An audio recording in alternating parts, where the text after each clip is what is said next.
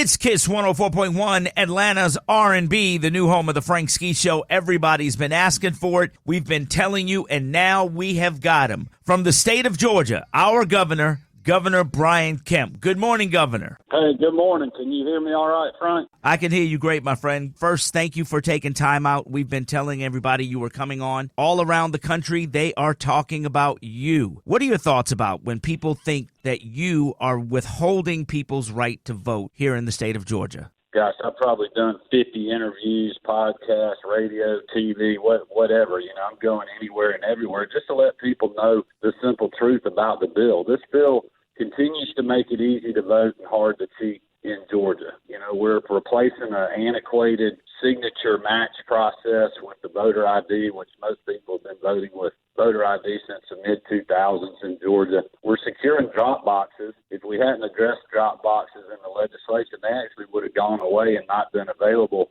in future elections because it was done under emergency rule by the state election board. We're requiring continuous counting of ballots by county officials so you don't have them stopping in the middle of the night that causes doubt amongst voters and erodes confidence. And then we're actually expanding voting access, especially on the weekends. And we, now have 17 days of in-person early voting in Georgia. That's more than most states around the country. We have an additional mandatory Saturday, so we'll have 2 Saturdays of voting in every county in the state, all 159 counties, and then counties have the option of having Sunday voting on 2 Sundays. They don't have to do that, but it's the county local control option. If they want to, they can. So potentially you could have 19 days. And a lot of the other things that people are nitpicking, they're really not explaining fully, why or what the process is. And I'm glad to get into that if you guys want to. I've heard you answer this question several times. I saw your interview with Jovita Moore as well. Many people are saying, if nothing was broken, why did you try to fix it? Well, I think if you really look, and just don't believe me, Frank, if you really look at the legislative intent and kind of what they explained in the bill, when you have a 351% increase in the number of absentee ballots by mail, the county elections officials are just overwhelmed with that. The signature match process takes a long time. It's arbitrary. Therefore, having the voter ID requirement on that, or simply putting identifying numbers from your Social Security number or your driver's license number, will speed that process up. It'll allow them to count quicker, and I believe it'll also be more secure. But also, we got complaints from voters that had counting starting and stopping at different times of the night. So it's very hard for people to monitor the counting of the ballots, which is the right of whether you're a Democrat, Republican, independent, press, or whatever. We should have people have the ability to watch that process to make sure that we're holding people accountable and the election's fair. And that goes for, both sides of the aisle or anybody in the middle. And we had to address drop boxes. This is the thing. A lot of people are saying, well, you're taking drop boxes away. But nothing could be further from the truth. If we had not done an elections bill this year, there would be no drop boxes because it wasn't in the law. Can we talk a little bit about the issue of giving people water in line? There's been documented reports of electioneering going on within the 150-foot precinct boundary lines that we've had in Georgia for a long time. If they're outside the 150 feet, they can give away water, they can give away pizza, they can set up, tables and signs and hand out literature, but you just can't electioneer voters while they're in line. They shouldn't be harassed, intimidated, or bothered in that process, but it still allows the county to provide water or a drink station for the voters, or the voters themselves can bring water, food, they can order a pizza, Uber Eats or whatever, and nobody's really saying that.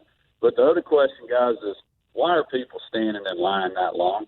They should not be doing that, in my opinion. That's the real question, is like, why, if I'm a voter, why am I standing in line for 3 or 4 hours and people in other counties are not? And this legislation, if you actually read it, it addresses those issues by mandating the amount of equipment that each precinct has, depending on how many people are going to be voting there. And if they have long lines, it requires the county to address that in the next election and make changes so that doesn't happen again. I mean, voters deserve that, in my opinion. And, of course, the other side is just simply not being truthful and telling you that. You and I are both fathers, and we have children, and sometimes we make decisions for our kids that we feel are in the best interest of them. And many people feel like this is a very paternalistic move by the state, because you made these moves. You're saying they are for the good of the people, but the people are saying they're not. Speaker Ralston set up a legislative committee to start working on, these issues that came up during the election to really address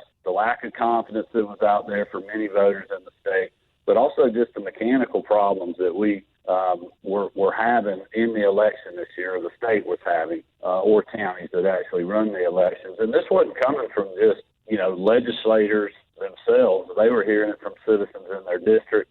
They were hearing it from elections officials that were talking about these problems. That's one reason the absentee ballot cutoff has been changed to be more in line with what the United States Post Office recommends, so that you don't have ballots coming in by mail, after the election day, and then they aren't counted, because that's disenfranchising people. I mean, we're getting criticized for doing that, saying, well, you're shorting the window, you can get a ballot. I mean, there's still 2.5 months that people can request an absentee ballot by mail.